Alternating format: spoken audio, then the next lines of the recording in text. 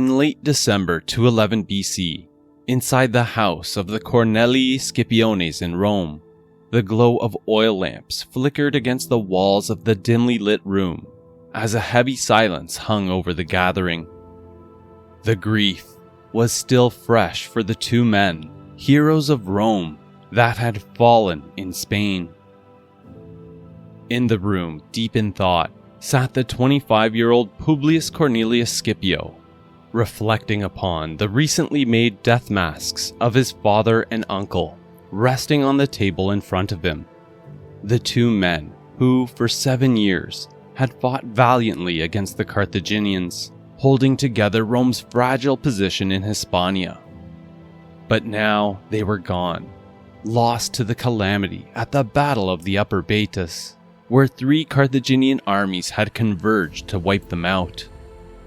The news of which had shaken the Republic, as sorrowful mourning filled the streets. Though for Scipio, the grief gave way to something beyond sorrow. It was fuel. Because while certainly young by Roman standards, he was now the head of his family and knew what was expected of him. The weight of his ancestors, the dignitas of his family, demanded he do more than mourn. He had to act. Scipio's gaze was unwavering as he looked around the room at his closest allies. His mother, his wife, his younger brother Lucius, his trusted friend Gaius Laelius, and other senior members of the extended Scipio family, talking quietly among themselves, speaking on how the Senate would soon name a new commander to replace his father and uncle in Spain, and how they could not allow it to be anyone else other than Scipio. Rome's war effort was strong in Italy, but in Spain, everything was falling apart. And if the Carthaginians consolidated their hold over the whole of the Iberian Peninsula, erasing Rome's presence, it would only be a matter of time before reinforcements flooded into Italy,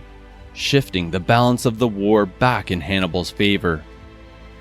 But they knew the Senate, controlled by Fabius the Delayer, would resist giving Scipio the command. Not only was he too young to lead, the extent of his public office experience had just been that of an aedileship, a mere entry position to the cursus honorum. But above all, he was unproven in command, and Rome had already seen, time and time again, what happened when a skilled soldier was placed in a general's role before he was ready. Utter disaster. However, Scipio knew this wasn't just about qualifications. It was about power, influence, perception, the will of the masses. And he was now the head of one of the oldest, most powerful patrician houses in Rome, whose influence stretched into all levels of Roman society, the Senate, the priesthoods, and most importantly, into the people. His family would make sure his name echoed through the streets. The Cornelii Scipiones had given Rome everything, their blood, their lives. Who else but Scipio, favored by the gods, should finish their work in Hispania? This would be their message, and every person under the family's patronage would be mobilized to give it, spreading it in the markets, temples, baths, and other gathering places of Rome, where the public grief would turn into a gale force of public demand. Scipio would not let the Senate ignore him.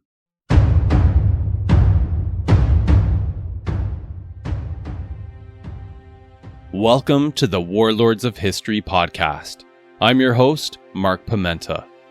Now arriving at part 9 of our series on Scipio Africanus,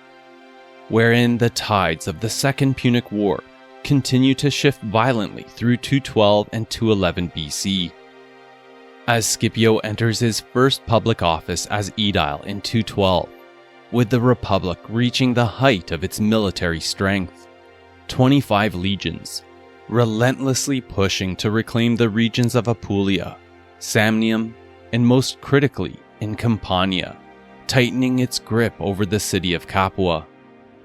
but with Hannibal once again showcasing brilliance in the field, slipping through the many legions in Magna Graecia to deliver a series of devastating ambushes and battlefield victories, even breaking the siege of Capua. Heavy setbacks for Rome domestically, offset by success in Sicily, after a 2-year siege, thanks in part to the ingenious defenses of Archimedes, with Syracuse finally falling in the autumn of 212 BC, yielding vast wealth crucial to sustaining Rome's war effort. Then in 211 BC, the Res Publica taking clever political steps to neutralize Philip V of Macedon, forging its first formal alliances in Greece,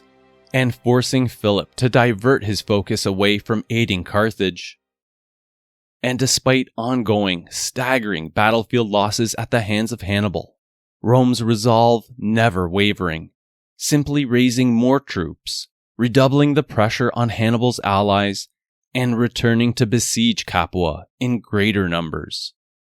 But this time, with Hannibal finding himself unable to break the siege,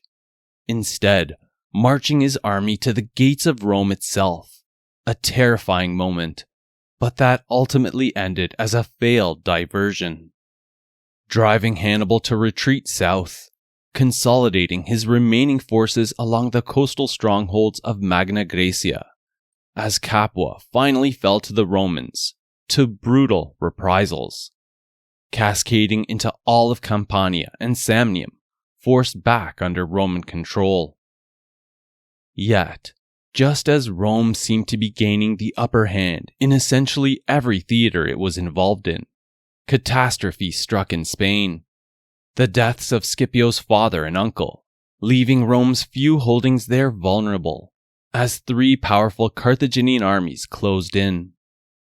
threatening, if left unaddressed, to reinvigorate Hannibal's war in Italy.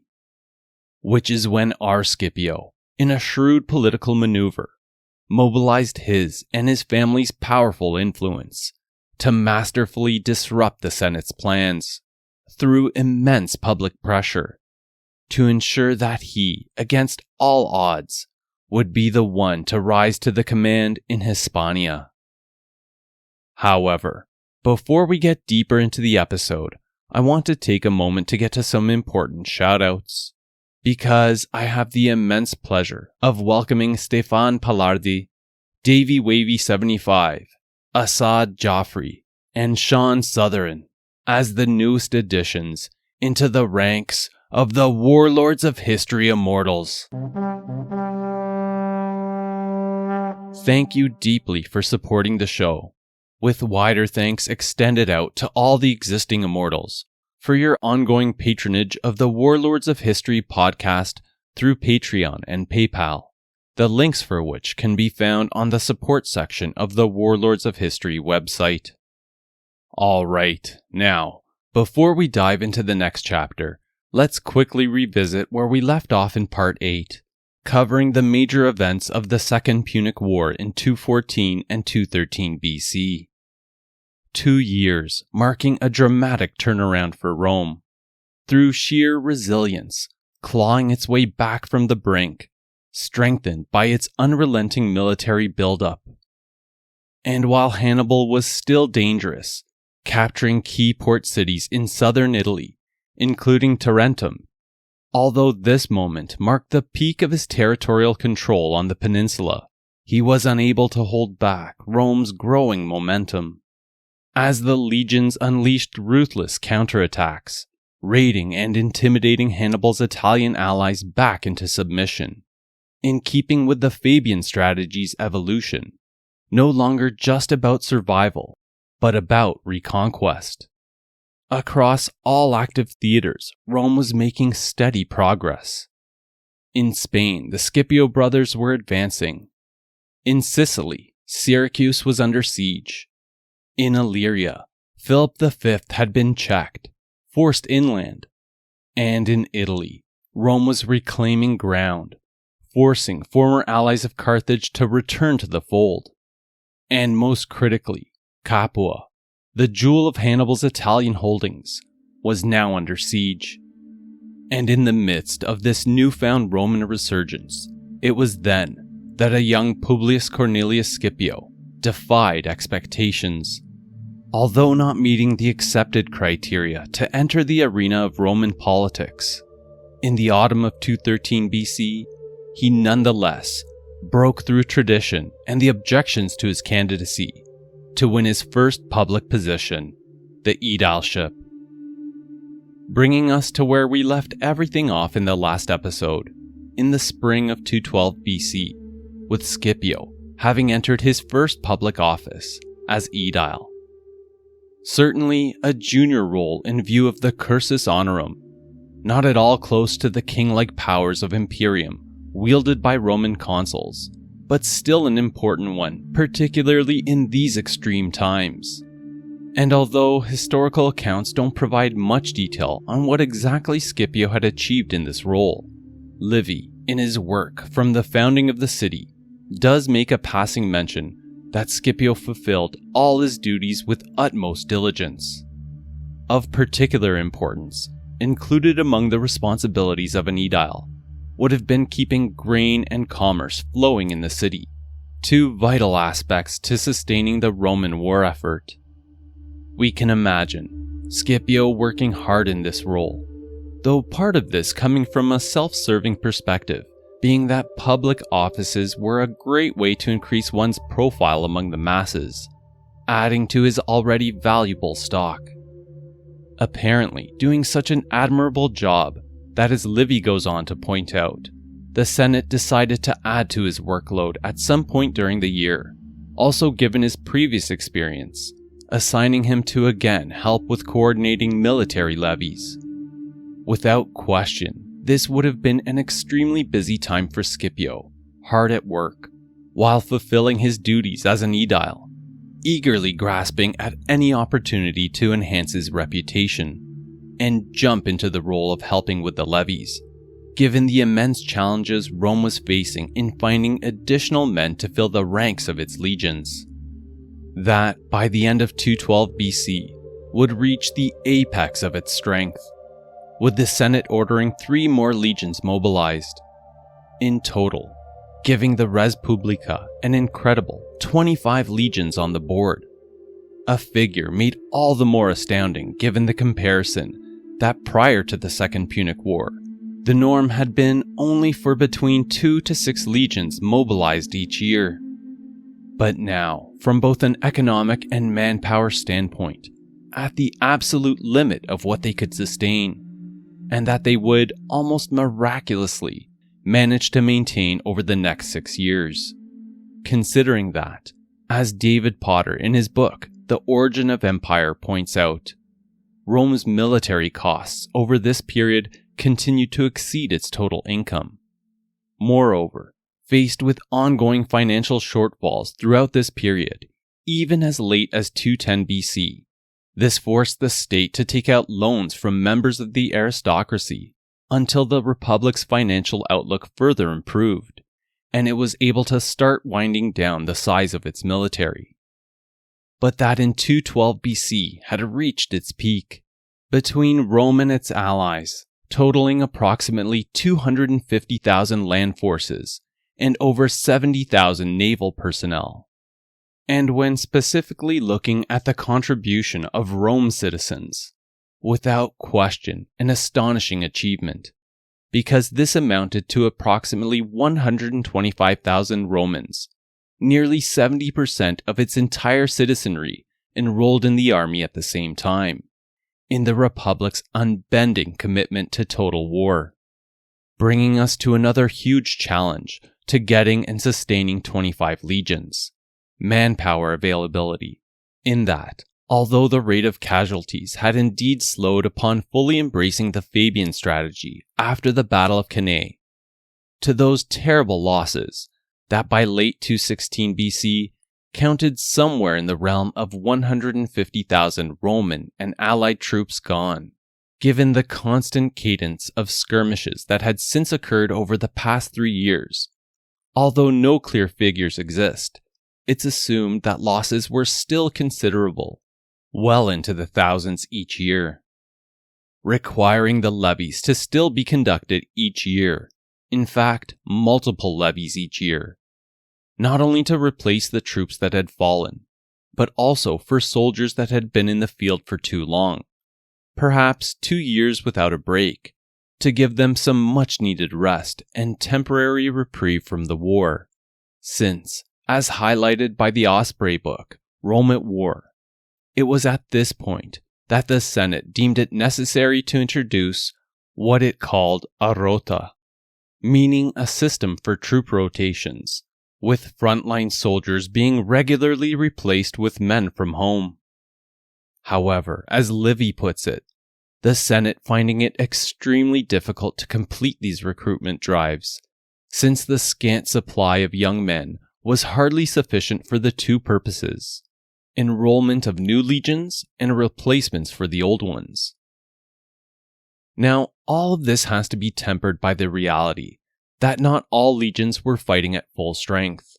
depleted legions sometimes being collapsed into other existing armies and new ones raised, but nonetheless, the Senate remaining committed to keeping up 25 legions, in order to keep central Italy protected, Hannibal bottled up in the south, the Gauls blocked from making any inroads from northern Italy, all the while continuing to battle it out in its three main foreign theaters, in Spain, Illyria, and Sicily. At the onset of the campaigning season in the spring of 212 BC, however,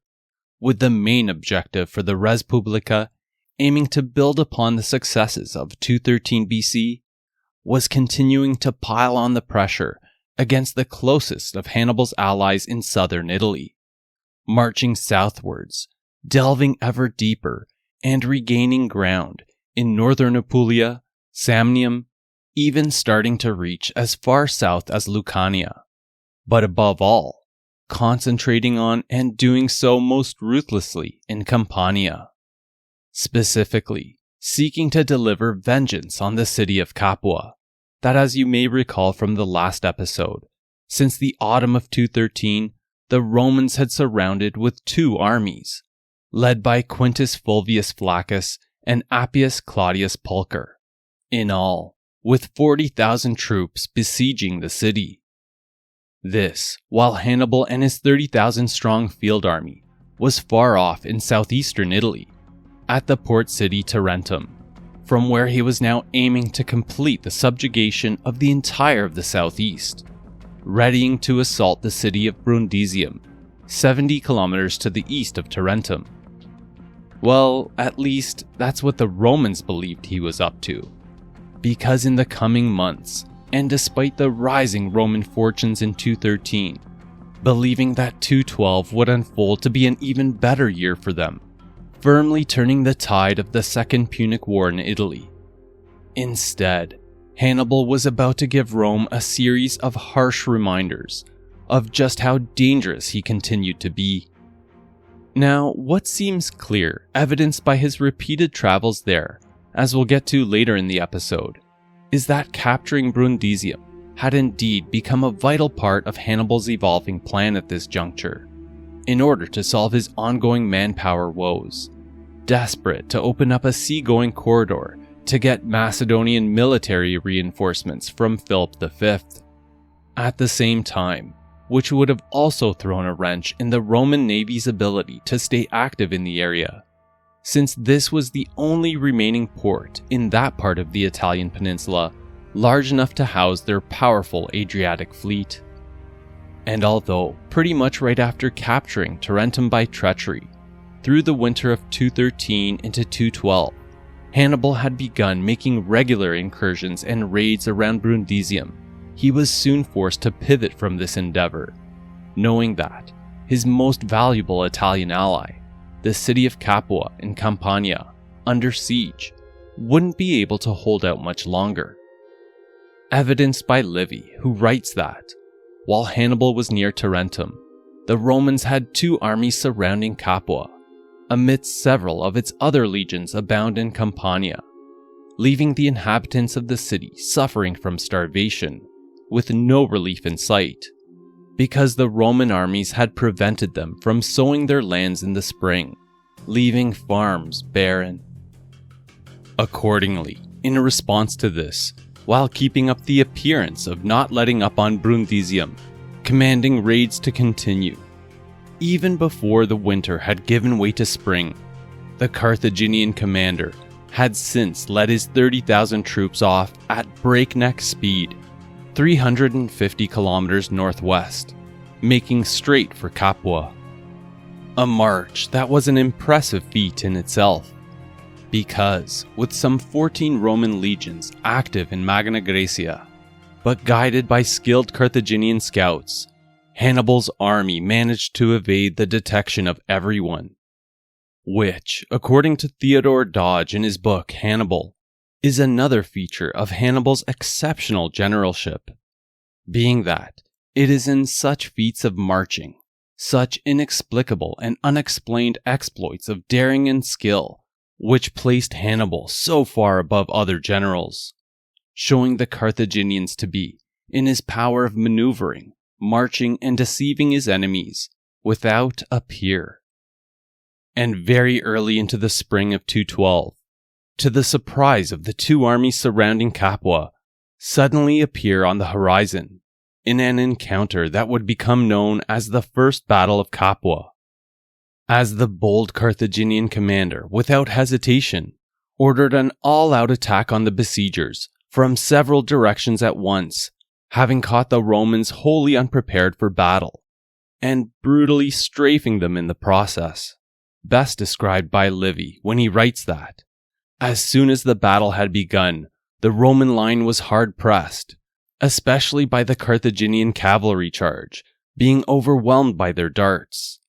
unabatingly casting their spears into the disorganized Roman ranks, who were then met with the Punic infantry. Now, as you may recall from the last episode, the Romans had built a wooden palisade around Capua as a part of their siege works, and when the Carthaginians launched their attack, several Roman units tried to take refuge on the inward side of the palisade facing Capua, which provided little protection. Because, seeing their savior arrive at their doorstep, the Capuans, though weakened by starvation, bravely mustered all their remaining strength, about 6,000 troops, that then sallied out from their city to cut down the Roman troops trying to escape the Carthaginians outside of the siege wall. And the fury of the Carthaginian Capuan attack on both sides of the palisade, compelling the Roman commanders to quickly sound the signal for retreat back to their fortified encampments close to the city, in a short but ferocious battle that left the Romans shaken, having lost approximately 1,500 men, to very few losses among the Carthaginians and Capuans, but with the two Roman generals wisely choosing to save their armies instead of trying to battle it out under these poor circumstances, leaving Hannibal victorious, having successfully broken the Roman siege of Capua. And that very night, with the two Roman armies promptly abandoning their respective camps, marching off in two different directions, Fulvius Flaccus leading his army westwards to the city of Cumae, while Claudius Pulcher led his group southeast into Lucania,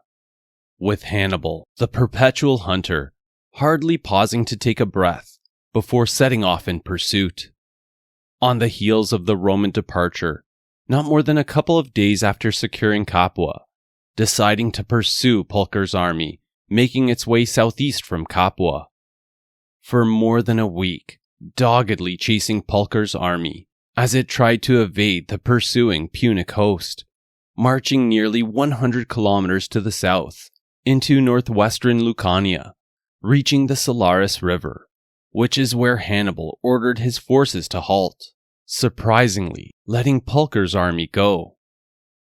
Doing so because Hannibal was about to get his wish of finally getting a go at a full-on pitched battle against a Roman army. However, not from Pulcher's army, that no longer being chased, made a quick U-turn, retreating safely back into Campania, but from another 16,000-strong Roman force that had been active in northern Lucania, now directly marching toward the Carthaginians. Do you recall from the last episode that Roman force made up of recruited slaves turned soldiers,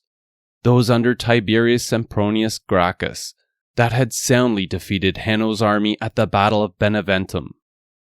Well, it appears that the bulk of these troops were called upon once again. But because Gracchus had been killed in a skirmish months prior, the command had transitioned over to another by the name of Marcus Centenius Penula, who, eager to prove his mettle, as soon as he had caught wind of Hannibal's arrival in Campania, immediately petitioned the Senate to grant him the green light to engage the Carthaginians, claiming that, with his knowledge of the landscape, he could best Hannibal, which surprisingly the Senate granted. Why? Weren't they still avoiding direct clashes with Hannibal? Well, for the most part, yes,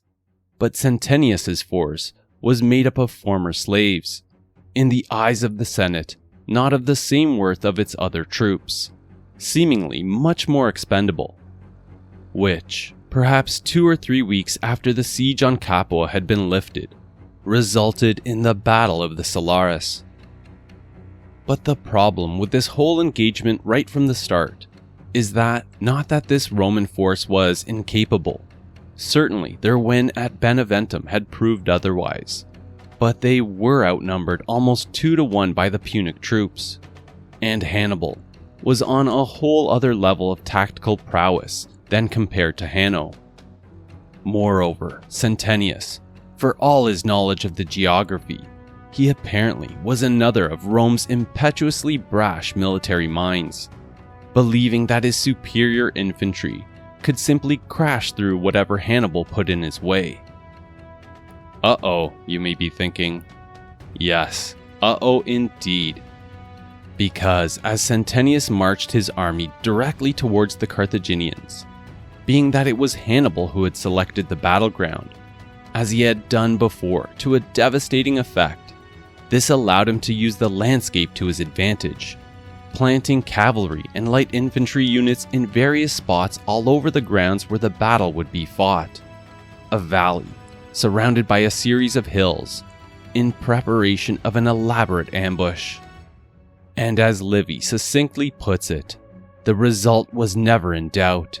as between Hannibal and Centenius and the two armies, they fought. However, as was to be expected, nothing was fairly matched, with all the surrounding roads occupied by Punic cavalry and other skirmishers. Centenius marched his force straight into the ambush, bringing on disaster by his own rashness, driving the Roman commander, overcome by shame in the midst of battle, in a suicidal frenzy, to throw himself into the fray to get cut down, as his army disintegrated around him, with barely 1,000 escaping, while the rest, scattering, met death in various forms. The Battle of the Silarus ending as another major lopsided victory for Hannibal, remaining unbeatable on the battlefield, with not more than a few hundred losses to his army, versus that of a horrifying 15,000 out of the 16,000 Roman soldiers slain. And Hannibal wasn't done yet in 212 BC, being that after this encounter, seeing that no other armies dared to approach Capua, he decided to go off hunting once again. From Lucania,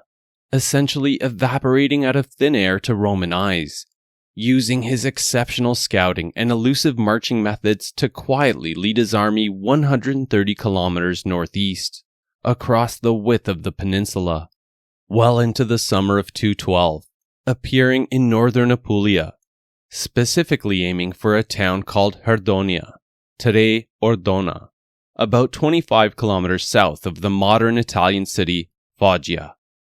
where the Romans in the year prior, in fact, led by Fabius the Delayer, had recovered the important regional cities Arpi and Salapia,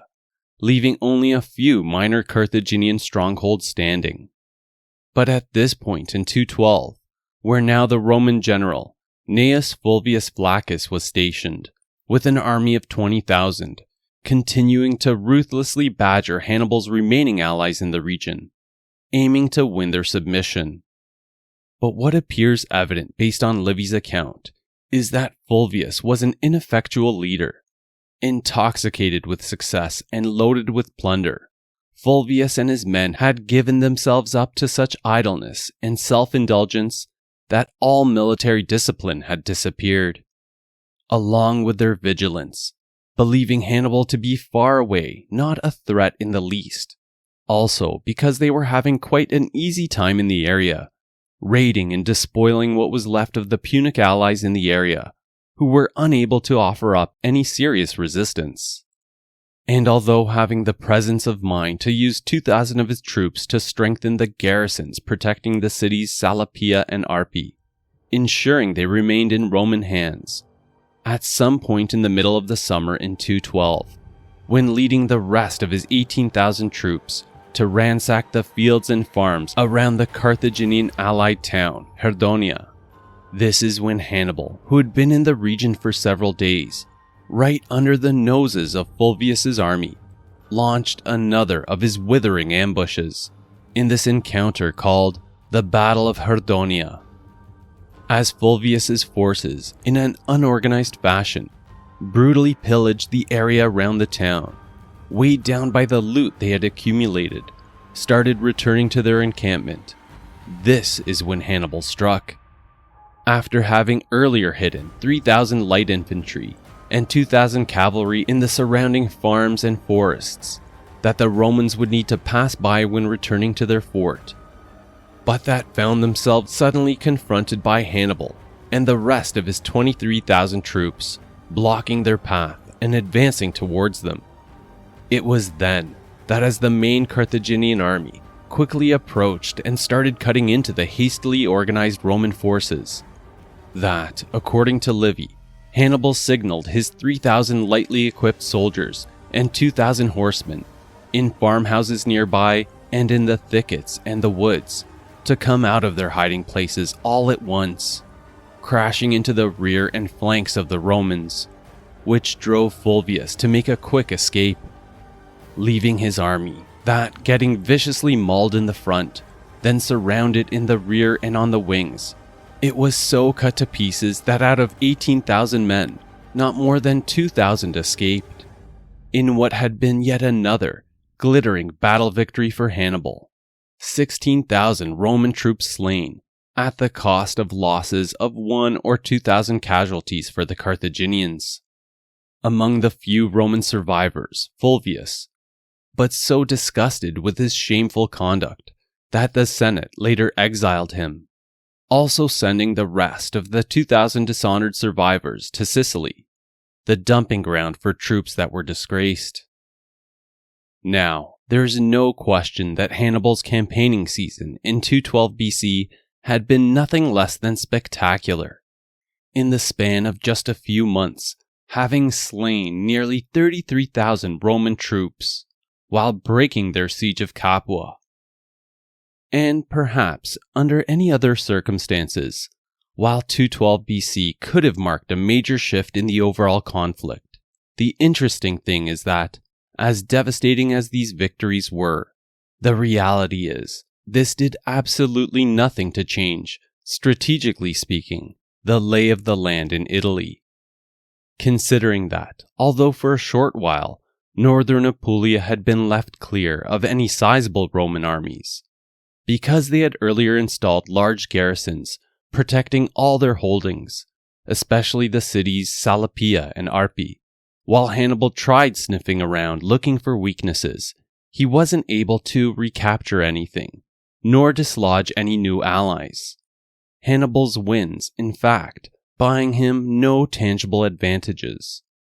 Moreover, the Senate managed to quickly replace the troops that had fallen, as the ongoing cadence of levies back in Rome continued undeterred, which ultimately drove the Carthaginian general towards the early autumn of 212 to lead his army back to Tarentum in the southeast, though for two additional reasons as well. Firstly, his army was exhausted, needing time to recover and replace his losses after 3 hard-fought battles and rapid marches. But secondly, also because it appears that he remained intent on renewing his attacks on Brundisium, removing this vital port from Roman hands. However, when it came to Capua,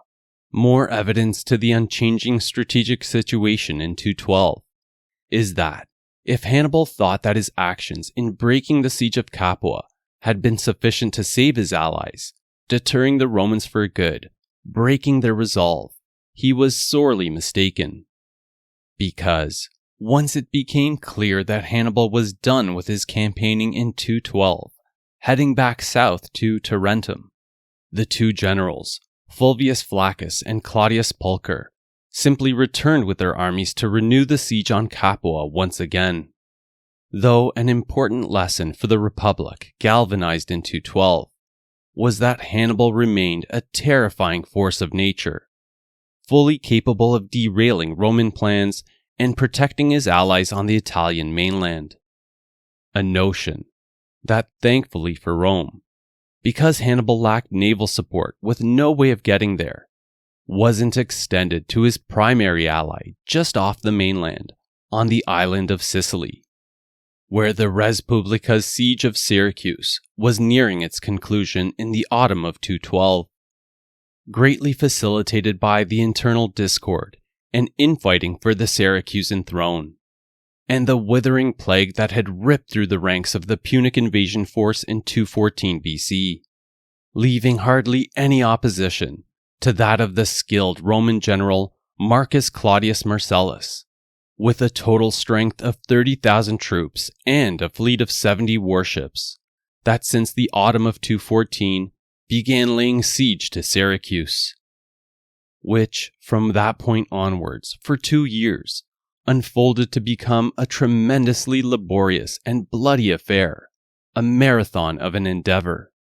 Some of this attributed to Syracuse's famed fortifications and walls, even more elaborate than those protecting Rome. As Polybius in his work The Histories details, the strength of Syracuse lies in the fact that the wall extends in a circle along a chain of hills with overhanging brows, which are, except in a limited number of places, by no means easy of approach, even with no one to hinder it. Also, the city possessing a huge defending garrison, consisting of about 10,000 Syracusan troops, some mercenaries and its male citizens armed as well, an estimated 20,000 defenders in all, which, in the very early stages of the siege, resulted in the Syracusans organizing numerous land and naval sorties out from the city, but that were all fiercely crushed by Marcellus's men and ships,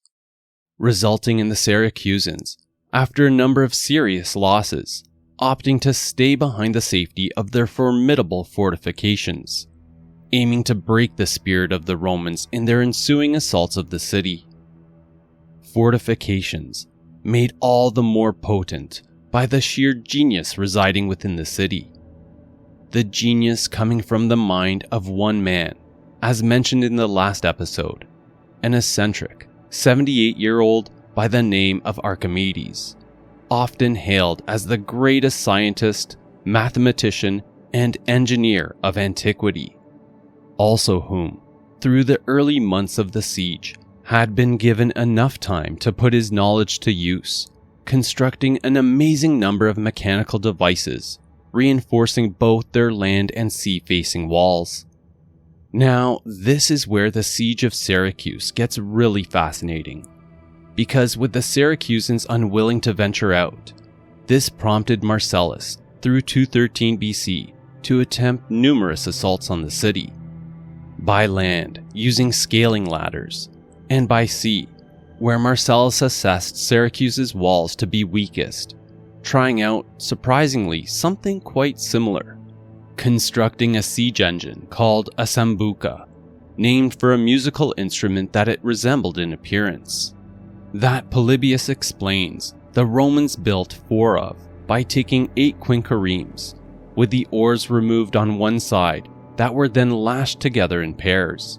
each becoming a movable, sea-going platform upon which a massive scaling ladder was secured onto the deck. But the thing is, as impressive as these sambuca were, The Roman siege works paled in comparison and were heavily outmatched by the many magnificent devices that Archimedes developed to defend his city, including sitting atop the land-facing walls, catapults that could throw grape shots of rocks, and ballistas capable of hurling large javelins into any approaching Roman troops.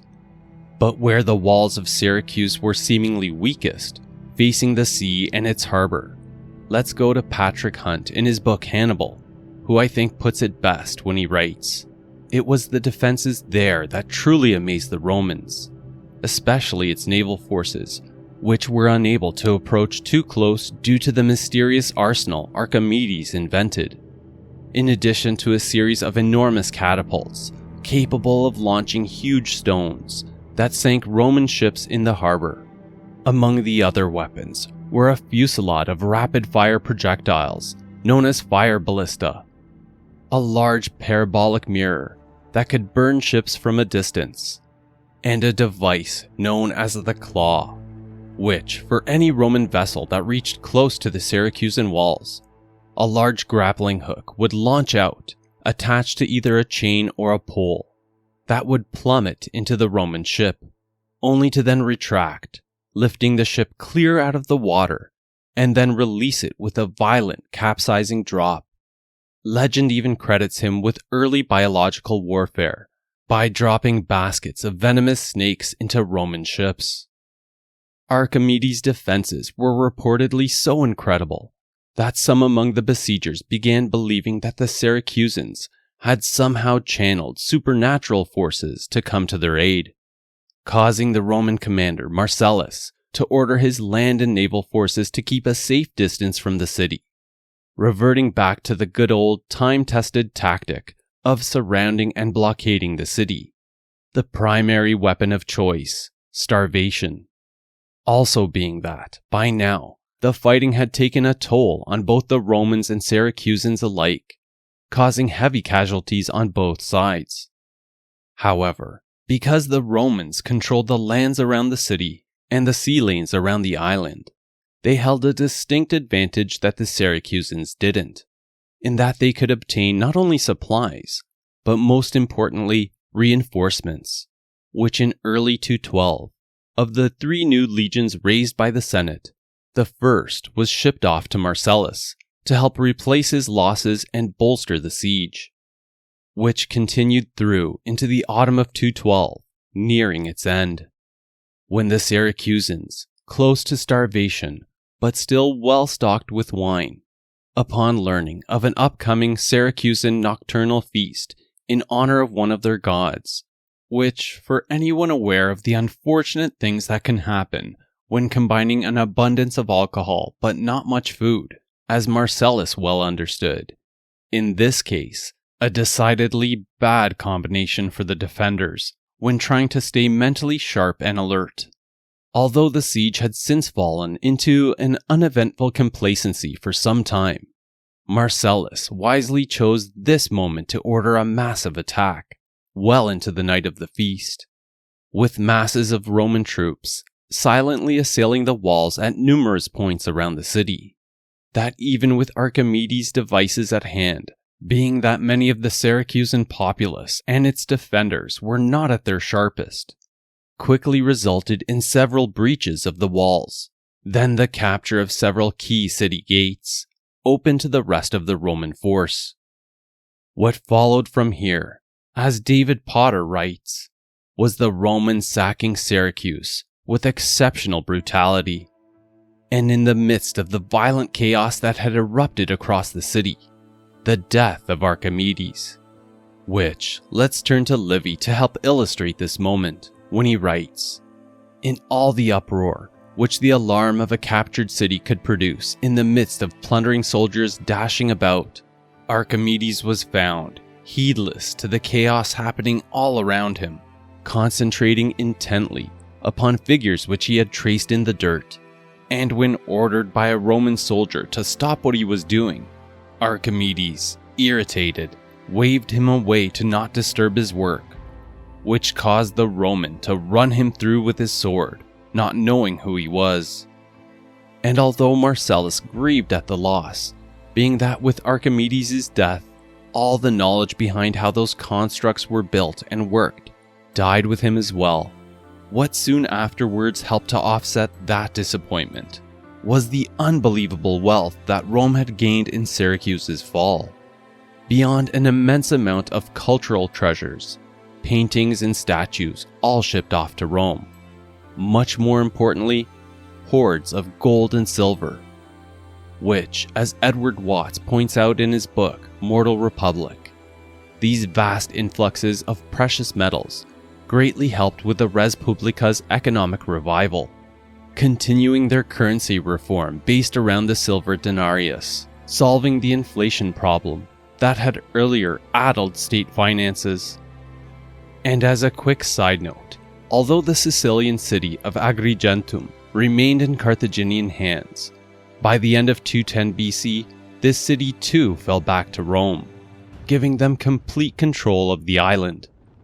But for all intensive purposes, this was but a formality, with the fall of Syracuse being the major turning point in that theater, since with Syracuse taken, and no friendly ports open to the Carthaginian navy en route to the southern Italian mainland, this had terribly worsened Hannibal's odds of getting any troop reinforcements from North Africa, meaning that his best bet for getting any help now lay with Philip V of Macedon. A significant reason why, as mentioned earlier, after his spectacular campaigning year in 212, trouncing the Romans 3 times, Hannibal had led his army back to southeastern Italy, trying to capture the port city Brundisium. However, with the Senate fully aware of this as well, endeavoring to close off this option to the Carthaginian general. Interestingly, not by throwing more of its military might into Illyria to take on Philip's army, but rather doing so through clever diplomacy. But let's quickly backtrack in time to see what the Macedonian king had been up to after getting sharply stung by the Romans at Apollonia and scuttling his fledgling navy in his hasty departure, as covered in the last episode. Because, after getting humiliated by the Romans in 214 BC, Philip had impressively recovered, in large part because the Romans were unwilling to venture inland from the Illyrian coast, still intent on using their fleet, made stronger by the accompanying legion turned marine strike force, as a defensive barrier at the Adriatic, which gave the Macedonian king the space to conduct a remarkably effective campaign over the next 2 years, as detailed by Robin Waterfield in his book, Taken at the Flood, when he writes that, during this period, Philip repeatedly and successfully attacked Roman friends in southern Illyria, in what today is the modern country Albania, both expanding his territorial sway while detaching 2 significant Illyrian tribes from Rome, thereby weakening Rome's authority in the region. In 212 BC, topping off these successes with a truly noteworthy achievement, also finally getting a measure of revenge on the Romans upon defeating the combined Roman and Illyrian garrison defending the port city called Lissus, located approximately 150 kilometers north of Apollonia. Philip's conquest of Lissus, now holding a port on the Adriatic, of grave concern to the Republic, because this reinvigorated the threat of a potential Macedonian invasion into the Italian mainland once again, that the Romans, despite attempts made, were unable to recapture, forcing them to instead regularly send their warships to monitor the city, keeping a watchful eye out for any enemy naval activity. A band-aid solution, but one that would be relatively short-lived, due to the Senate having been extremely active in Greece and Illyria diplomatically in the years leading up to 211 BC, which is when their more permanent solution to stalemate Philip's advances for good finally came to fruition, in what would become a watershed moment in Roman-Greek relations. Because, remember from the last episode, those 2 prominent leagues of Greek city-states? To help refresh your memory, the Achaean League, which was under Philip's thumb, and their arch-rivals, the Aetolian League. Well, in 211 BC, this is when, as Robert Garland points out in his book, Hannibal, that Rome struck the first formal alliance in the eastern Mediterranean with that of the Aetolian League, driving Philip to force the Achaeans to mobilize. But with Rome following up their first agreement with others, many others, convincing several Illyrian tribes, the Spartans, the Dardanians to the northwest of Macedon, and later the Hellenistic kingdom of Pergamum in Asia Minor, to all join into the coalition against the kingdom of Macedon and the Achaeans. In effect, with Rome having stirred up almost the whole of the Greek peninsula and much of the Balkans into a regional war,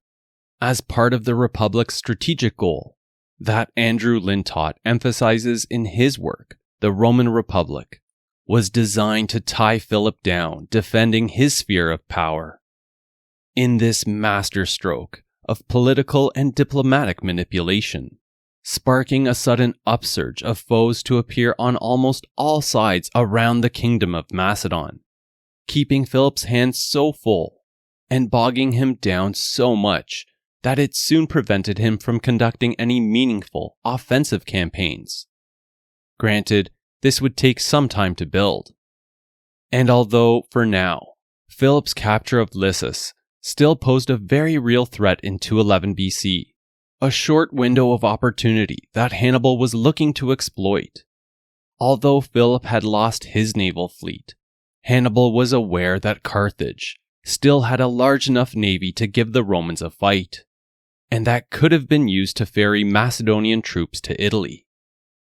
Though emphasis on the words could have been used, because at this point in the Second Punic War, comparatively speaking, due to losses, whereas the total strength of the Republic's naval forces had been reduced to somewhere in between 150 to 200 warships, the Carthaginians, diligently building their vessels at a quicker rate, had narrowed the gap, with an estimated 100 to 120 warships at their disposal. However, even though numerically closer, what remained apparent is that they were extremely cautious, bordering on terrified of taking on their Roman counterparts head-on, who by contrast, never hesitated to confront whatever appeared in their path. Relating to a wider issue, an aspect of the Second Punic War that most historical accounts hardly spend any time on at all, and in my opinion is grossly neglected, what I firmly believe to also have been a major contributing factor, not only in helping Rome persevere when things were at their bleakest, but also in terms of sustaining their resurgence and propelling it into the future. The Republic's naval forces. In many ways, we might consider them the unsung heroes of Rome's war effort, because we can point to numerous instances, right from the onset of the conflict, wherein the Roman navy played an integral role. For example, in quickly transporting Roman troops to anywhere they were needed. Also, something I haven't mentioned yet, how they continually wreaked havoc on Punic logistics, frequently raiding and disrupting their shipping along the coastlines of North Africa and Spain. Beyond this, playing an important role in the fall of Syracuse, involved in the siege itself, yes, while also preventing Carthaginian ships, despite several attempts, from getting any additional aid or reinforcements into the city. And similarly, on the opposite side of the Italian mainland, despite Philip V having finally gained an Illyrian port, the Romans were blocking Punic ships from gaining entrance into the Adriatic. Now, as mentioned a little bit ago, many of these actions had taken a toll on Rome's naval might, as Carthage continued rebuilding theirs. But as Barry Strauss emphasizes in his book, Masters of Command, while Carthage had rebuilt their fleet enough to give the Romans a real fight, it lacked one essential ingredient: guts. Carthage's admirals refused to risk battle, and so the Macedonians stayed home. Granted, being that another important factor to sustaining one's naval presence in a particular area depended upon the availability of friendly ports. As frustrated as Hannibal must have been with the demure attitude of the Punic navy, given that the dominance of the Roman navy formed part of the equation as to why he was unable to get reinforcements from anyone. This is why Hannibal was again so focused on campaigning in southeast Italy, aiming for the city of Brundisium in early 211 BC, trying to find a land-based solution to the sea-based problem, in a desperate effort to keep up in the arms race with the res publica, which, frankly, more than ever, if not apparent by now, this is where we can clearly see the weakened position of an invader in a prolonged conflict on foreign soil no less, and Hannibal's inability to overcome Rome's strategy of attrition. Because in 211, just like in the preceding year, the Carthaginian commander, although certainly wanting to maintain his focus there, yet again he was forced to preemptively give up his designs on Brundisium, due to the renewed Roman siege on Capua, where based on reports, things were even worse than before. This time, however, with the Romans having well prepared themselves for Hannibal's arrival. Under the two aforementioned Roman generals, Fulvius Flaccus and Claudius Pulcher, that since the autumn of 212 had renewed their siege of the city. However, over the course of the winter, as 212 transitioned into 211 BC, intensifying their stranglehold, adding a third army of 20,000, with Capua now surrounded by 60,000 besiegers. And in the early spring, when Hannibal again arrived to come to Capua's rescue with his 30,000 strong army, although the city was still standing, what he found was a much more elaborate Roman setup, having strengthened their position tremendously. Best described by Patrick Hunt, in not only having rebuilt the staked wooden wall around the city, but also attaching 3 fortified encampments, one for each army, laying in between a second palisade wall that had been added to the exterior, complete with earthen ramparts. I'll include a diagram of what this comprehensive setup looked like on the images and maps section of the Warlords of History website in case you're interested. And while, despite being outnumbered 2-1, and those comprehensive fortifications, Hannibal nonetheless ordered an assault on the Romans, spurring the Capuans to emerge from their city as well, in what would become known as the Second Battle of Capua, being that the Romans were now exceptionally well entrenched and protected from both the Carthaginian assailants on the outside and the Capuans on the inside. They were able to firmly hold on to their positions, while inflicting heavy losses on the Carthaginians, causing Hannibal, realizing that he could lose his army there if he tried to continue. This forced him to disengage, moving his reduced 27,000 troops several kilometers to the northeast of Capua. Over the next days, seeing if the Romans would take the bait to meet him in the field, which, because they didn't, also knowing that he was unable to lift the siege by force of arms. This drove Hannibal to try something else. According to Polybius, on the 5th night after the Second Battle of Capua, with his army leaving their campfires burning through the night, and the early morning light of the following day, revealing the Carthaginian camp completely abandoned, with Hannibal and his troops disappearing northeast, deep into the rough mountainous terrain of the Apennines in the region of Samnium.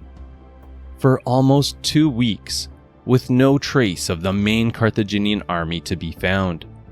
until later emerging out of the mountains, roughly where the modern Italian town of Frosinone now stands,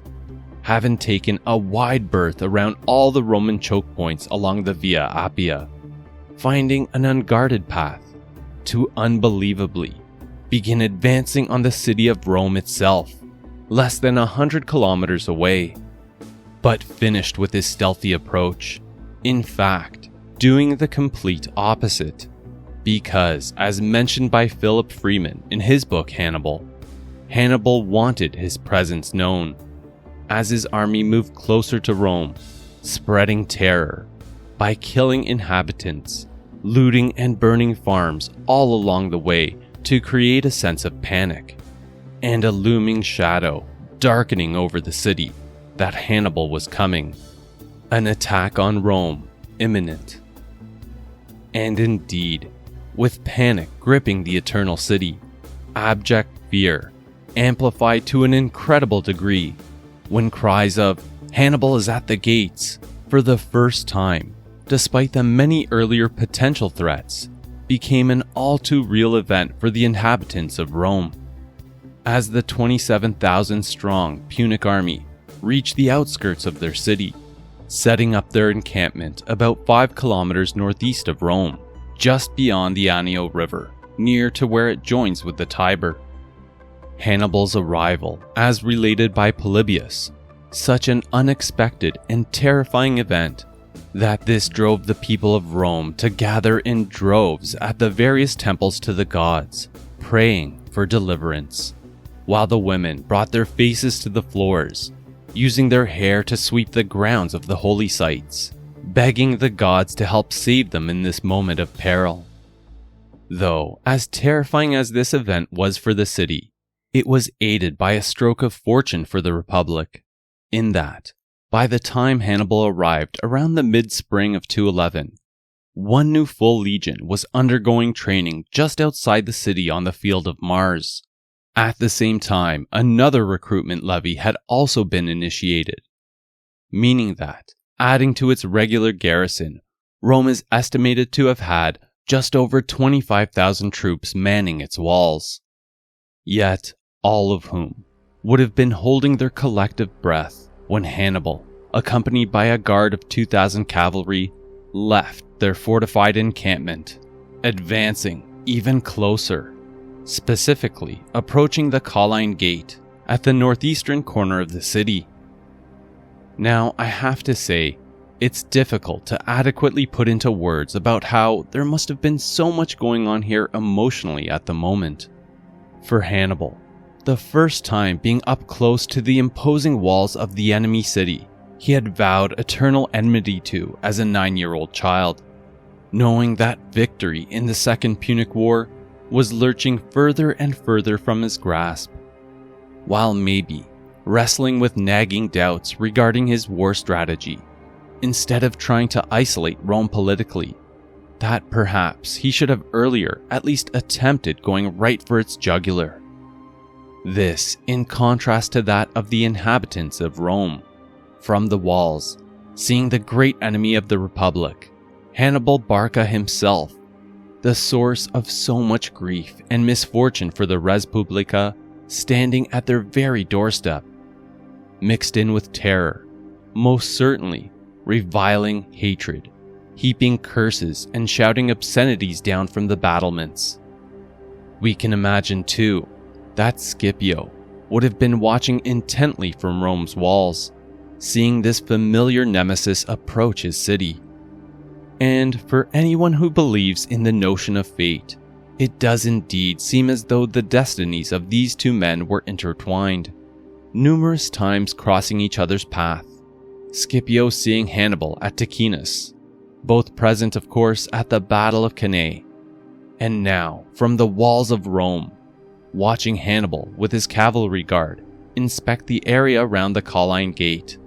before, as Patrick Hunt details, conducting a thorough reconnaissance along the city's walls. Granted, for Scipio, watching with his customary composure and calm confidence, perhaps believing that this was not the end, their paths destined to cross again, and if he had his way, next time, it would be far from the gates of Rome. And while all of this was happening outside the city, inside Rome, within the confines of the Curia Hostilia, the Senate House, a fierce debate was unfolding on how to manage with Hannibal suddenly appearing at their doorstep. Many senators arguing that all nearby forces, including those besieging Capua, should be recalled to Rome with all speed, a knee-jerk reaction contrasted by Fabius, who wisely saw through Hannibal's attempted diversion. although he did allow for a small compromise to satisfy all parties, with the Senate ordering one of the Roman generals at Capua, Fulvius Flaccus, to lead 16,000 of his troops to Rome, still leaving 44,000 surrounding Capua. Why were so few recalled? Because, despite the terrible fear assailing Rome's populace, the reality was that Rome was never really in danger of falling, considering what Hannibal had brought to their city versus Rome's formidable defenses and as well manned as it was already, which the Carthaginian commander completely understood as well, because after completing their reconnaissance, returning to the Colline Gate, the closest he would ever come to attacking Rome was when Hannibal is reported to have boldly rode up to the gate alone and thrown a spear, embedding it into the gate, before riding back to their encampment. Though he did stay in the area for several days, as his army ransacked the lands around Rome,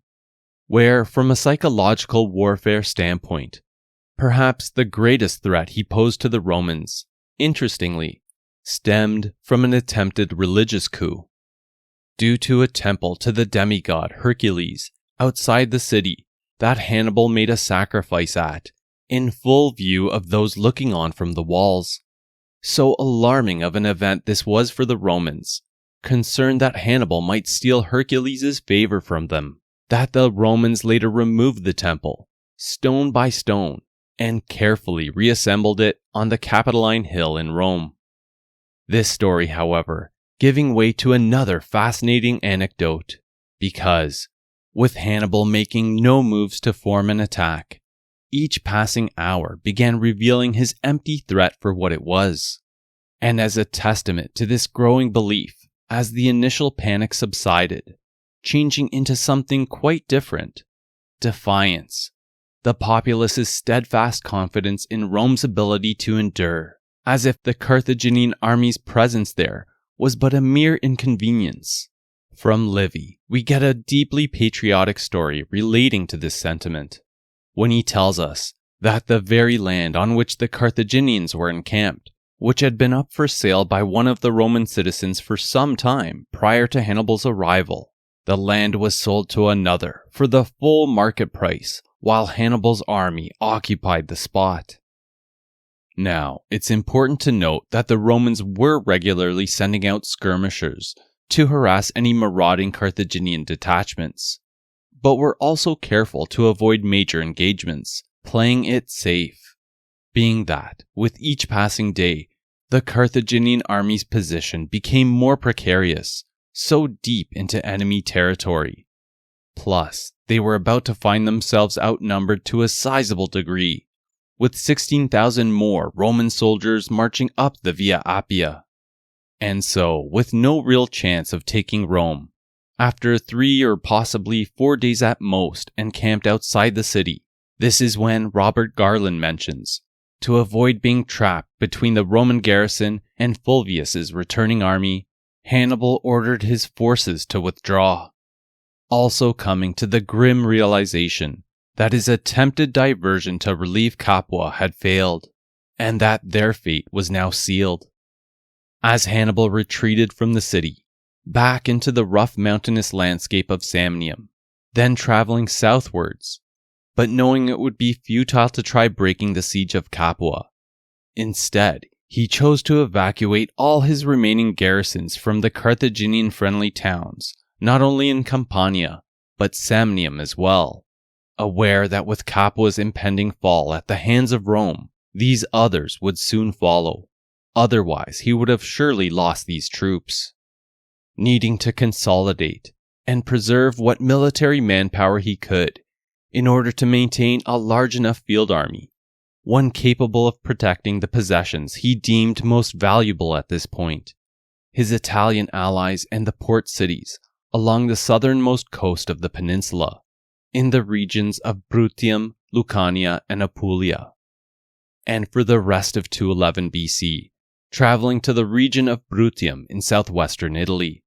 selecting this defensible territory as his winter base, and from where he could quickly march out to come to the aid of what remained of his anti-Roman coalition. Backtracking slightly in the chronology, however, by the midsummer of 211 BC, that no longer included Capua, because upon learning of Hannibal's abandonment of the region, this left the people of Capua with no choice but to surrender unconditionally, begging for the mercy of those they had previously aimed to supplant as the hegemon of Italy. But have you ever heard the saying, Rome does not forget, Rome does not forgive?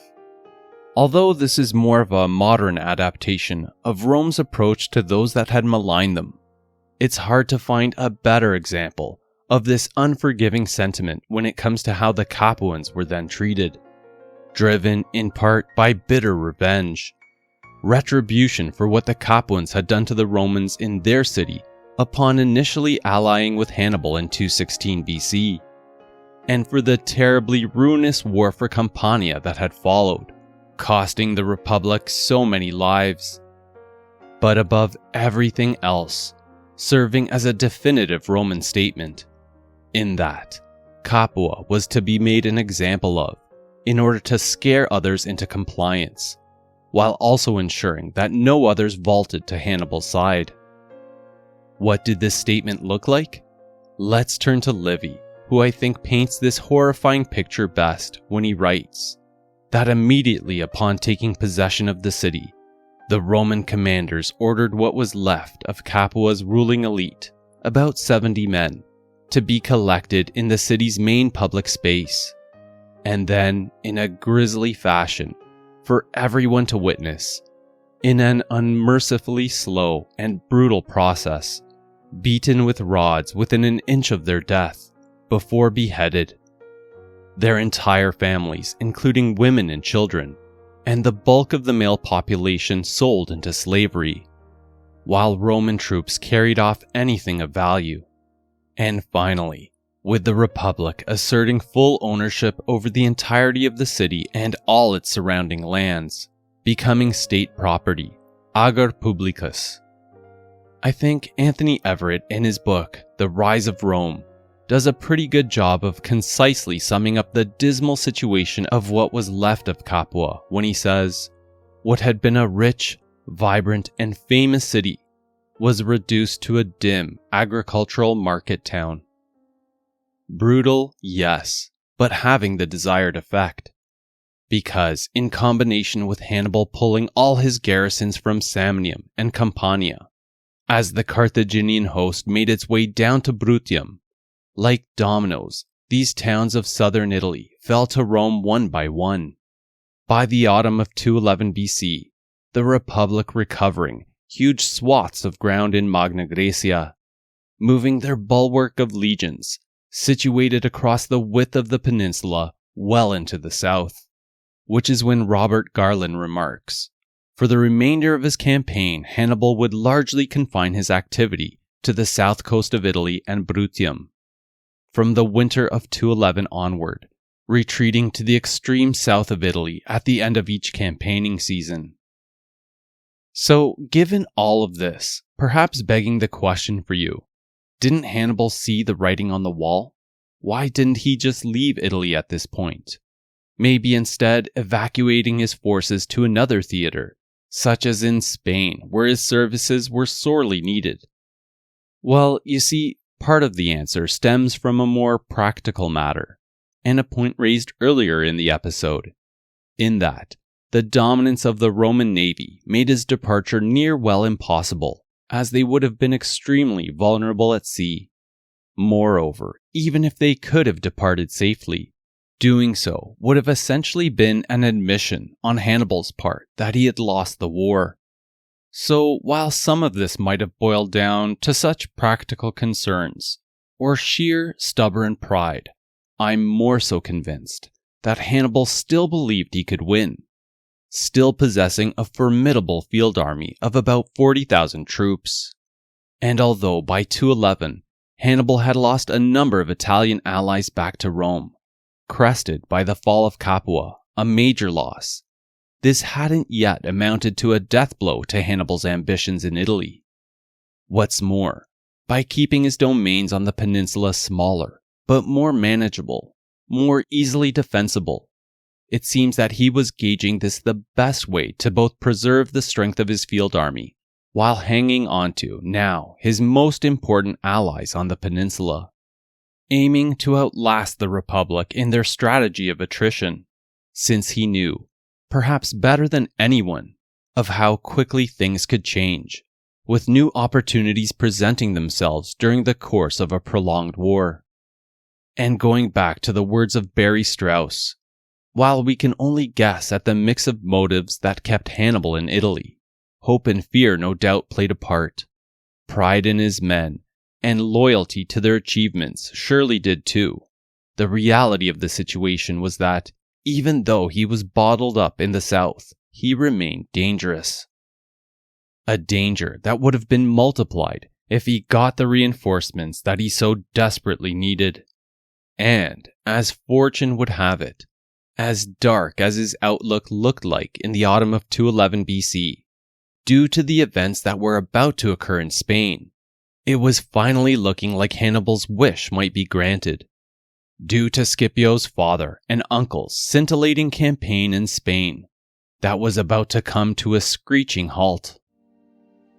Now, when we last turned our attention to the events unfolding on the Iberian Peninsula, it was late in 215 BC that Scipio's father, Scipio Sr., and his uncle, Gnaeus, after defeating Hasdrubal Barca at the Battle of Ibarra earlier in the year, they had continued their southwards march, reaching as far south as and liberating the city of Saguntum. In doing so, having ripped approximately a third of Carthage's possessions in Spain from their grasp, which, as we know, drove the Council of Elders to divert all available military reinforcements, including those intended for Hannibal, over to Spain instead. Being that, as Philip Freeman points out, to the Council of Elders in the Punic capital, Iberia and its riches, in particular, those immensely lucrative silver mines, are what truly mattered, affirmed in the belief that Carthaginian control of Spain must be preserved at all cost, resulting in, by 214 BC, having poured so much of their resources into the region, Carthage having 3 armies active in Hispania, to the tune of about 65,000 troops in total, distributed between Hannibal's younger brother, Hasdrubal Barca, leading 30,000 troops, the second under Hannibal's youngest brother, Mago Barca, at the head of 15,000, and a third force of 20,000 under the command of Hasdrubal Gisgo, not related to the Barca family. The incredible scale of the Punic forces in Spain, heavily outnumbering those under the elder Scipio brothers, who only had an estimated 15,000 soldiers at hand due to their difficult victory at the Battle of Ibarra, which had allowed them to push as far south as Saguntum, but no further over the next 2 years, maintaining a defensive stance as they awaited reinforcements from Rome, unable to mount any offensive engagements for the time being, but still causing all kinds of headaches for the Carthaginians by meddling in the inflamed political affairs of Spain, even, interestingly, doing so in North Africa, in addition to having stoked revolts amongst tribal elements in Spain, establishing some sort of alliance with King Syphax, a powerful Numidian tribal leader in what would be modern Algeria, then under the dominion of the Punic Empire. And although historical sources are unclear on the type of agreement, whether it was a full-blown alliance versus Carthage or not, regardless, the result was King Syphax launching a civil war against other Numidian tribes, trying to gain control over the rest. A clever ploy enacted by the elder Scipio brothers, because, despite encroaching on the Punic domains and heavily outnumbered, but not moving forward, the Carthaginians chose to delay dealing with them in favor of addressing the various rebellions that had been triggered across Hispania and Numidia, keeping the Carthaginians extremely busy for the next couple of years, including their largest army under Hasdrubal Barca, that was forced to leave Spain for Numidia to deal with Syphax's disruptive civil war. And while the Scipios did eventually get reinforcements from Rome, giving them about 30,000 soldiers in total, despite requests for more, the Senate instead sent them coin, most likely from the immense hoard Marcellus had recently taken from Syracuse, that the Scipios promptly used to hire 20,000 Iberian mercenaries to help strengthen their cause, eager to go on the offensive, in the aim of ending the Punic hold over Spain, which would have been a huge blow to Carthage's overarching war effort. That in the spring of 211 BC, the elder Scipio brothers set out to achieve, while the two remaining Punic armies in Spain were busy fighting against Iberian tribes, by mounting an aggressive campaign to strike deep into the heart of Carthaginian Spain. That enabled the Scipios to capture Castulo, an important silver mining town 450 kilometers southwest of Saguntum. But wait, actually, by this point, 3 Carthaginian armies. Because, shortly after capturing Castulo, it was then that the Scipios had come to learn that Hasdrubal Barca had recently returned from North Africa to Spain, having quelled Syphax's civil war, returning, complete, with a large collection of more Numidian horsemen, to the tune of around 4,000 to 5,000, under a young, talented, and exceptionally fierce Numidian prince by the name of Massinissa,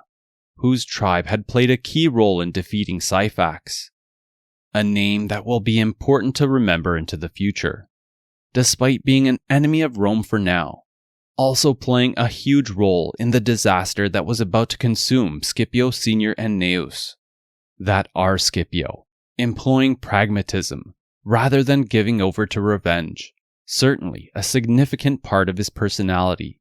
would later turn into a valuable Roman ally.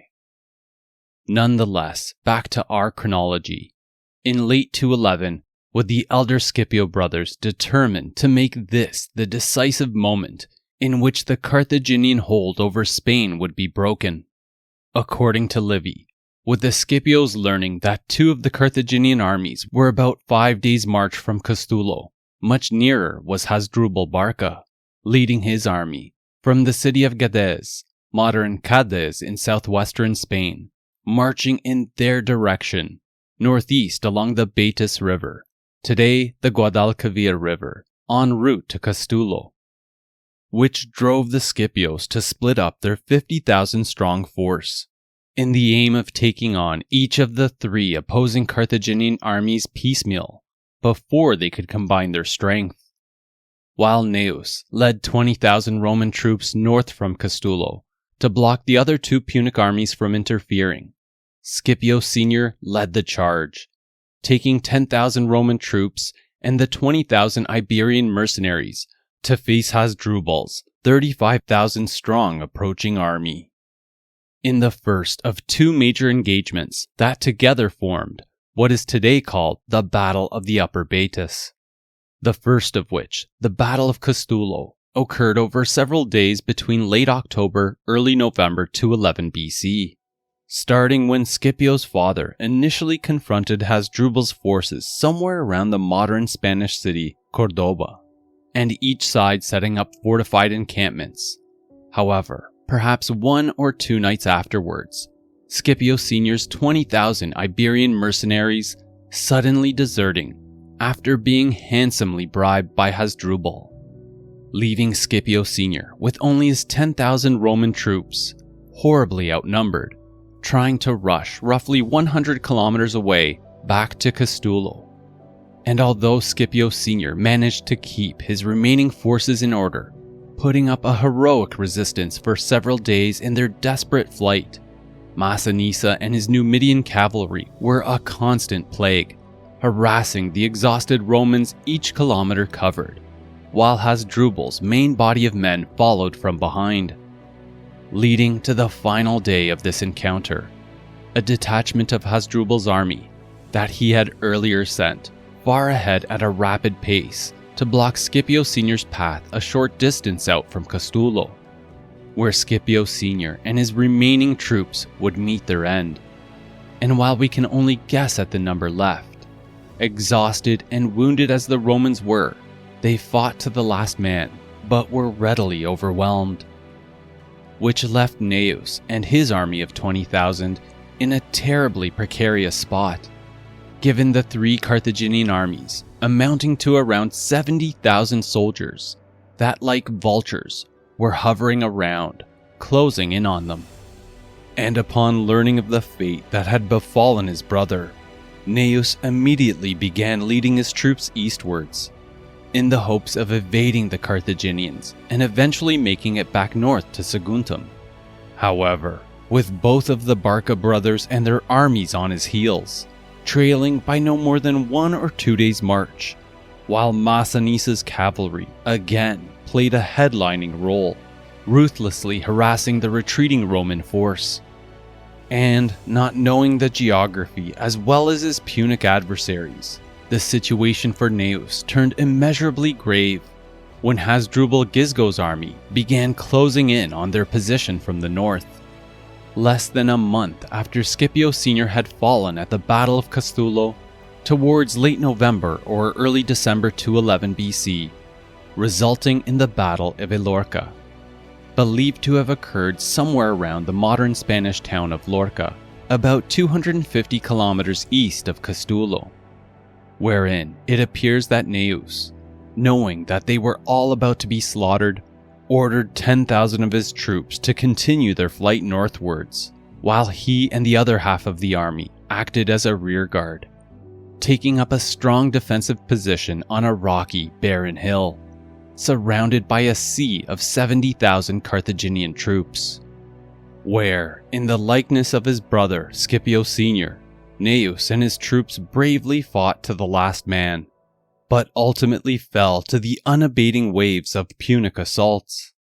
But thankfully for the Republic, having saved almost half of his troops in the process, 9,000 of which managed to survive, retreating all the way north, back across the Ebro River, losing all the gains south of the waterway, and hanging on for dear life onto the Roman allied cities of Tarraco and Emporiae in the far reaches of northeastern Hispania. And upon the grim news of the elder Scipio brothers' defeat eventually making its way to Rome, around 2 weeks later, late in December 211 BC, from Livy we learn, immediately the city was cast into deep mourning for its two fallen heroes and for the destruction of their armies. The grave setback considered nothing less than a national disaster, and not just for what had happened in Hispania, but also attributed to what this could mean for Italy, setting the stage for a brooding pessimism to begin taking hold of the people of the Res Publica, a feeling that was well warranted, because despite the elation over the Roman successes in Italy in 211 BC, having seen Hannibal's march on their city amount to nothing,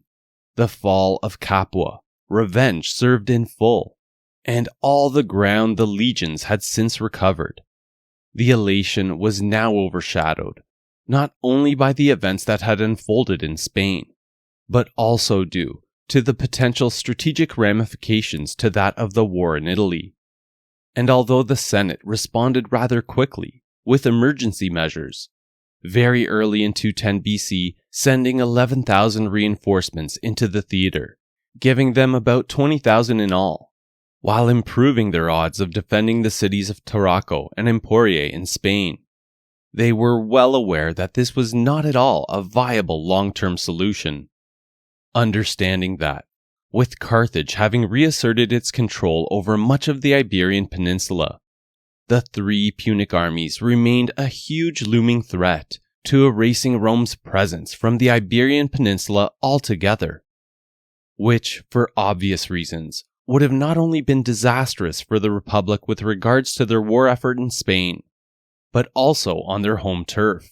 Because if the Carthaginians could make good on this looming threat, this would have serious, longer-term implications. Above all, breathing new life into Hannibal's campaign on their peninsula. freeing up a large proportion of the Punic Empire's military might in Spain that could have then been sent to Italy, led by one of Hannibal's brothers. A plan that was seemingly in the works for some time, but only once Spain was fully secured. Knowing that naval transport was out of the question, but eyeing the land route that Hannibal had blazed 7 years prior into Italy through the Alps. A grave concern for the Senate, amidst another domestic problem that was starting to bubble up to the surface, and that altogether could have potentially triggered another tailspin for Rome,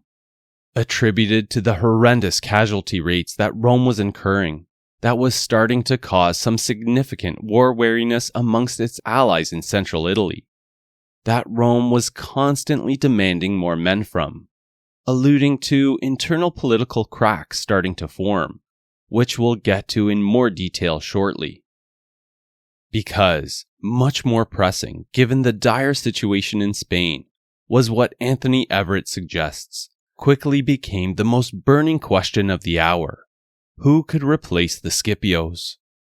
A question that, very strangely, the Senate had no ready answer for,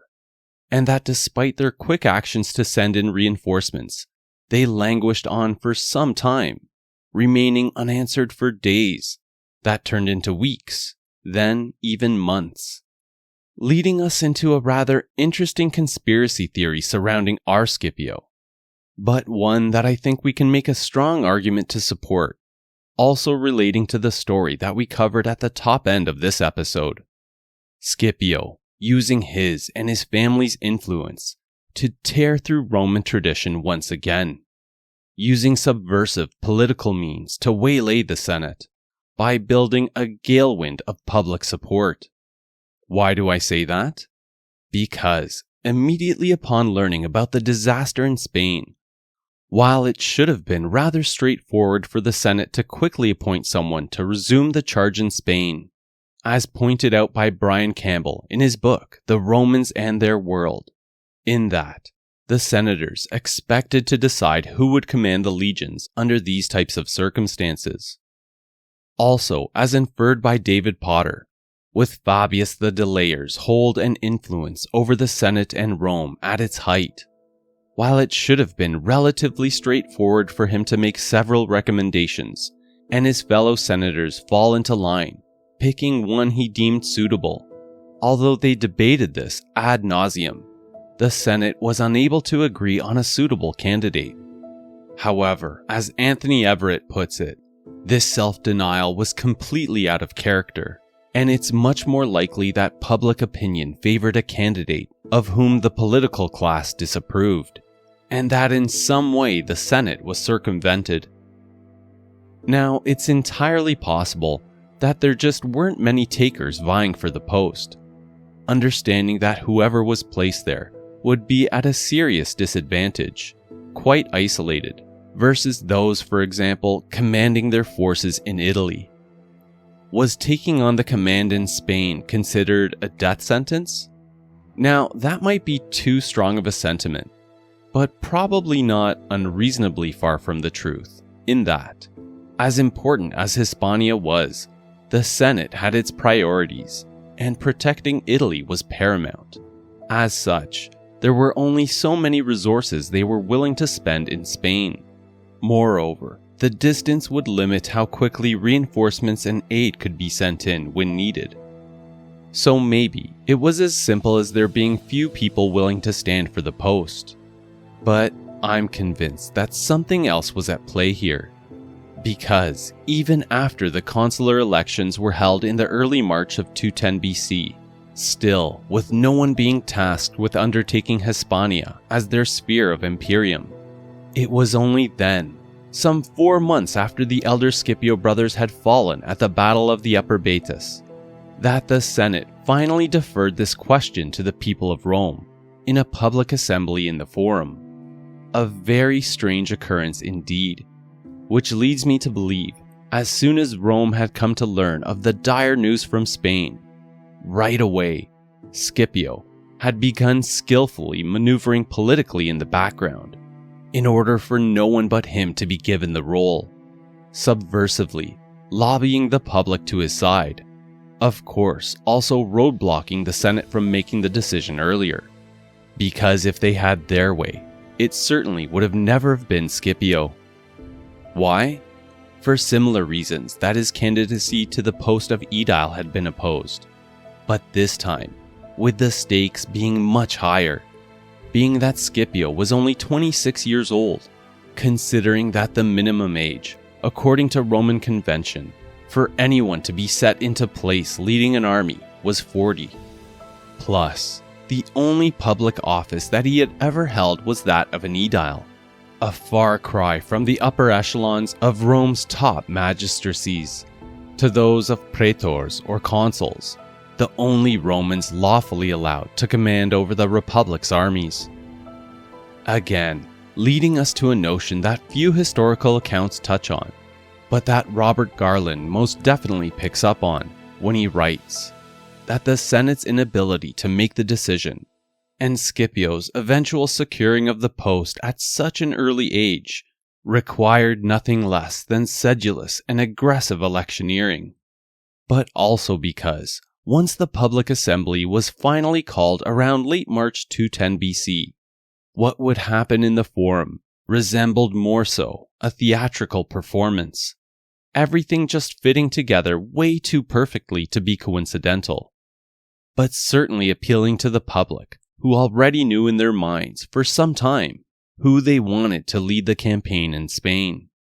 producing a sequence that, to their disgruntled frustration, none in the Senate were able to prevent,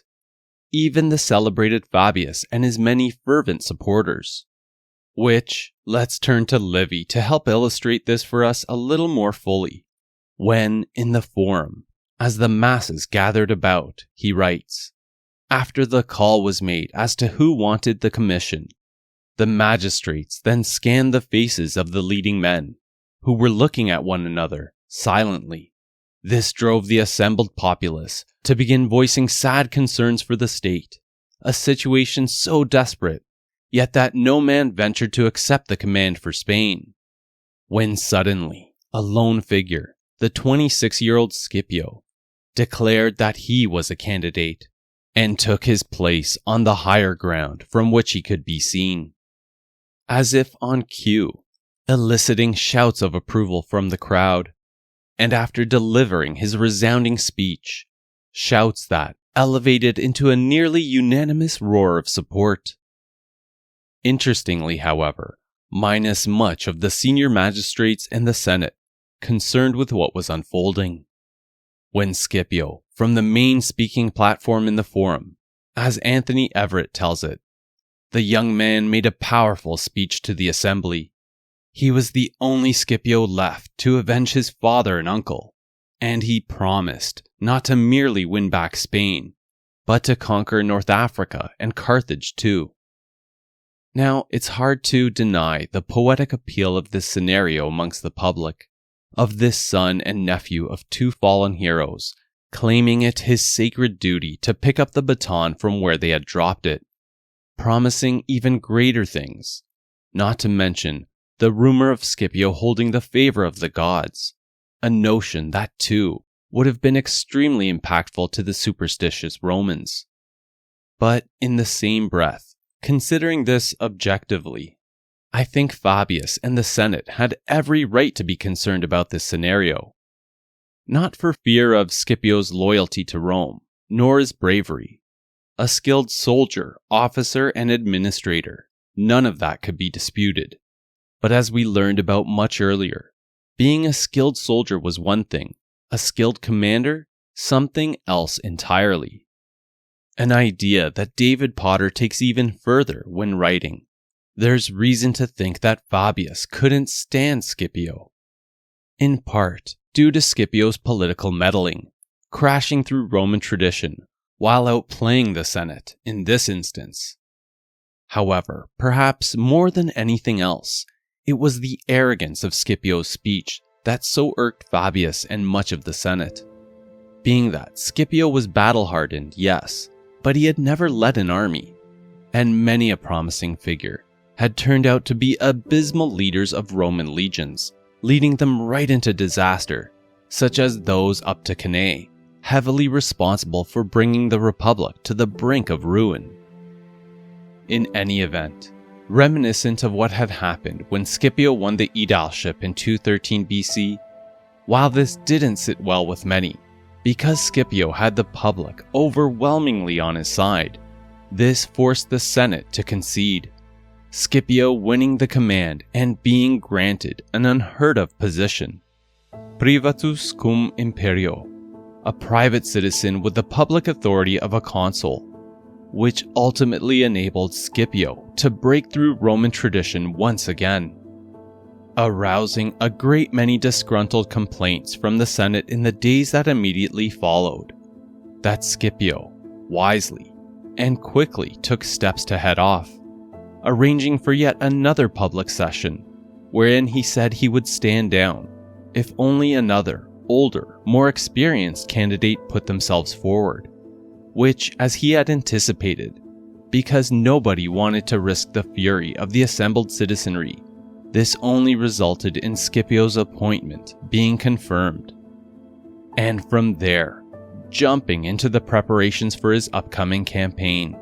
giving him about 5 months to make all the necessary arrangements before sailing off to Hispania. In addition to all the logistical and provisional needs, being granted 11,000 reinforcements, a mixture of veteran troops pulled from existing legions, and an allotment of newly levied soldiers that needed to complete their initial training. And lastly, securing the fleet of 30 warships, all quinqueremes, also set to serve under Scipio, that he then placed in the hands of his longtime childhood friend and confidant, Gaius Laelius, who you might recall was with Scipio at the Battle of Ticinus, helping him in that famous charge to save his father. And although we know nothing of what Laelius had been up to since then, he must have been building up his military experience during this period as well, most likely in the navy, being that Scipio named him as the admiral of his fleet, furthermore acting as his loyal right-hand man, and who would prove to be an exceptionally competent and valuable asset to Scipio throughout his campaign. Of note, also accompanying Scipio would be his younger brother, Lucius Cornelius Scipio, 8 years Scipio's junior, who would have been around 18 years old at the time, with Scipio planning to use his campaign to give Lucius his introduction to war, like their father had done for him. And while Scipio, in the spring of 210 BC, began overseeing the preparations for his departure to Spain, the war for Italy continued to grind on, as Hannibal, given the dismal setbacks to his campaign in the prior year,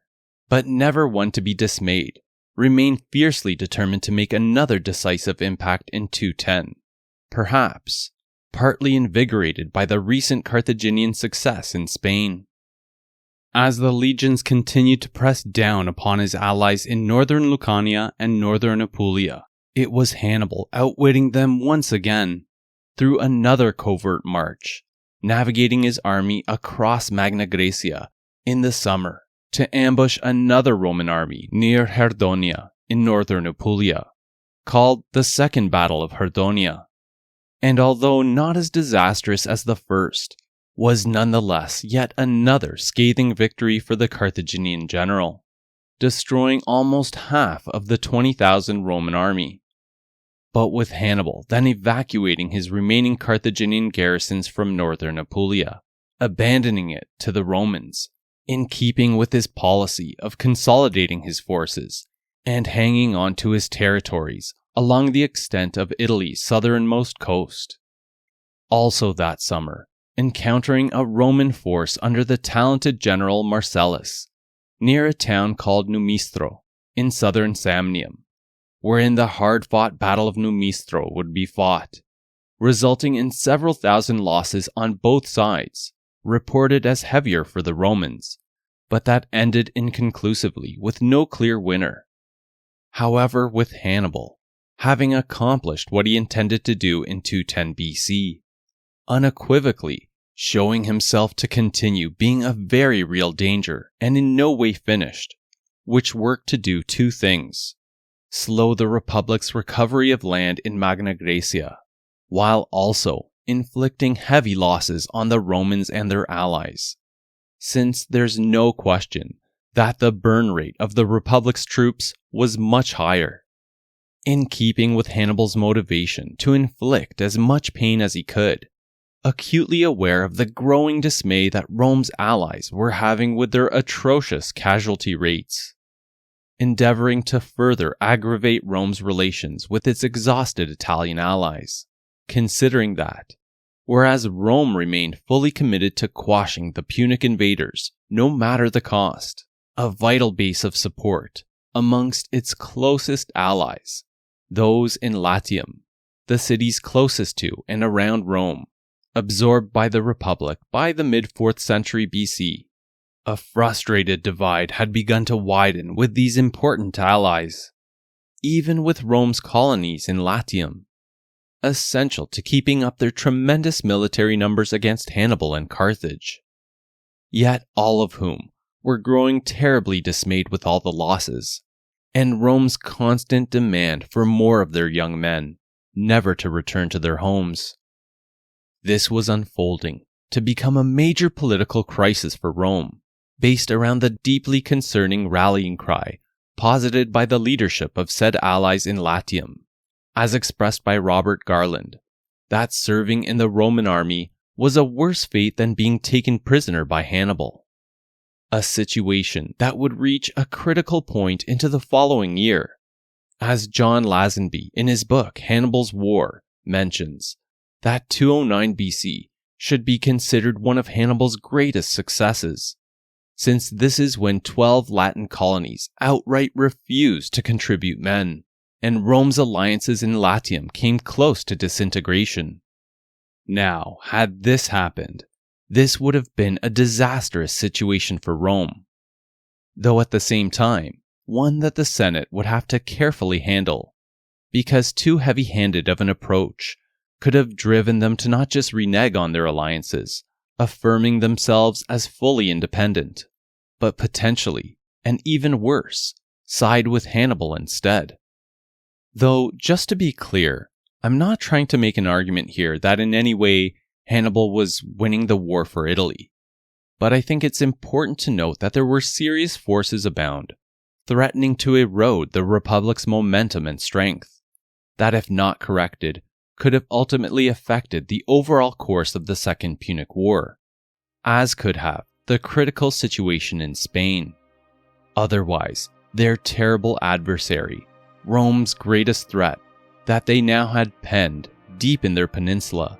might soon start getting the reinforcements to renew the attack on Italy. Accordingly, in the summer of 210 BC, towards late August, it was with this heavy burden resting on the 26-year-old Scipio's shoulders that he departed for Hispania. With 11,000 troops, his trusted second-in-command Gaius Laelius, and his younger brother Lucius, all boarding the fleet of 30 quinqueremes moored at Ostia, where the Tiber meets the Tyrrhenian Sea. To the crowds of cheering people, Scipio, exuding confidence, promising victory. But among the onlookers, some of the senatorial class, standing in silence, brooding, skeptical. Rome had never entrusted such a critical command to a man so young and untested. But it was too late to stop now, as the last of the supplies and troops were loaded, and at last the signal was given, triggering the warships to push off, rowers digging into the sea with their oars, and sails unfurled in the wind, while Scipio stood at the bow, gazing across the sea. The rhythmic crash of waves against the hull, the sharp cries of seagulls overhead, the salty spray of the ocean water, it all signaled the start of something monumental. For the first time, he was truly in command. Behind him, Rome faded from view. Ahead lay Hispania, dominated by 3 Carthaginian armies, vastly outnumbering his own. A land where his father and uncle had fought, bled, and died. And now it was his turn. Perhaps in this moment, as the coastline disappeared behind him, he felt the enormity of the task that lay ahead. But Scipio was never one to hesitate. He was determined to fight, to conquer, or like his father and uncle, die in the attempt.